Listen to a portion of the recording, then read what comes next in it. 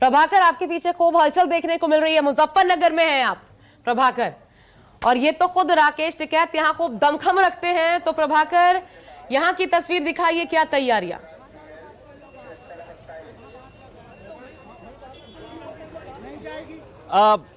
आशा नमस्कार।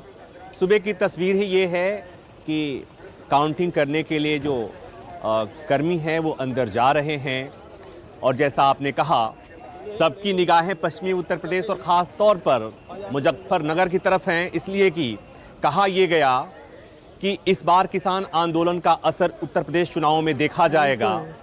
तो ये असर दिख रहा है या नहीं, ये जैसे ही काउंटिंग शुरू होगी ये सारी चीज़ें दिखेंगी, थोड़ी देर बाद चीज़ें क्लियर हो पाएंगी। लेकिन जो मैं समझ पा रहा हूँ, जो देख पा रहा हूँ, थोड़ा पहले आ गया था, और जो यहाँ दावे लोग कर रहे हैं, और वो दावे जो एग्जिट पोल्स के नतीजे आए हुए हैं, जो आंकड़े आए हुए हैं, उन दावों से अलग ये कहा जा रहा है कि यहाँ पर गठबंधन अच्छा कर रहा है। तो अब हम न कयास लगाएंगे, न ये कहेंगे कि एग्जिट पोल ने क्या कहा, ये भी नहीं कहेंगे कि नतीजे क्या आएंगे, हम बस इंतजार करेंगे। लेकिन इस बीच हमने जो देखी, जो चीज़ें जो महसूस की, उसे हम जरूर अपने दर्शकों को बताने की कोशिश करेंगे। क्योंकि जिस तरह से कहा गया कि गाजीपुर बॉर्डर पर बैठे हुए किसान, जिसमें अधिकतर जाट थे, वो बहुत नाराज हैं, तो क्या वो वाकई नाराज, उतने नाराज, उनकी नाराजगी उतनी वोटिंग के दौरान मतदान के समय थी या नहीं, ये बहुत कुछ मायने रखता है।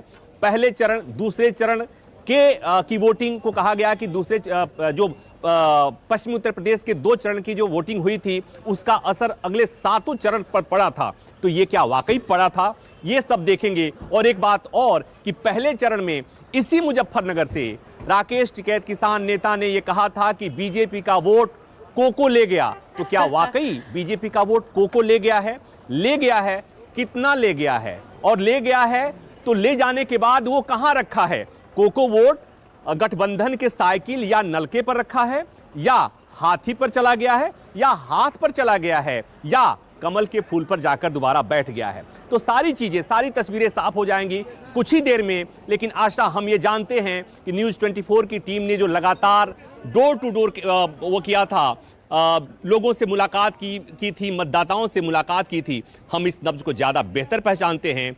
और आशा, मैं जो समझ रहा हूँ वो ये कि कोको का असर पश्चिमी उत्तर प्रदेश में कम से कम मैंने देखा है, महसूस किया है, और हमें ऐसा लग रहा है कि मतगणना के बाद भी कोको की चर्चा जारी रहेगी।